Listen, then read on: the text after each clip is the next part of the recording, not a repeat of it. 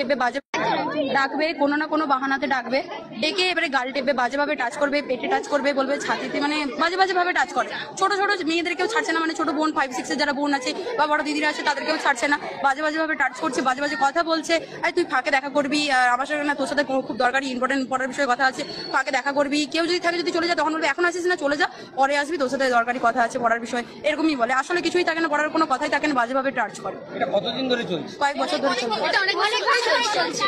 বছর ধরে চলছে। আমরা চাই এই স্কুলে এই হেড স্যারকে যেন না রাখা, এই স্কুলে না, কোনো স্কুলেই যেন না রাখা, বাজেভাবে টাচ করে। ছাত্রীদের কে হাত দেয়, ছাত্রীদের কে হাত দেয়, এত বাজেভাবে টাচ করে। আমরা তো কোনো স্কুলে যেন না থাকে, তো আমরা আতঙ্কিত স্কুলে আসছে।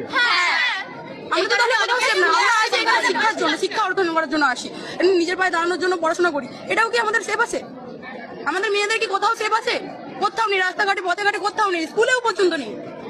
আমরা চাই আমাদের একটু স্বাধীনভাবে বাঁচতে, আমরা মেয়েরা চাই যে স্বাধীনভাবে বাঁচতে। অবশ্যই। আমার নাম প্রিয়া।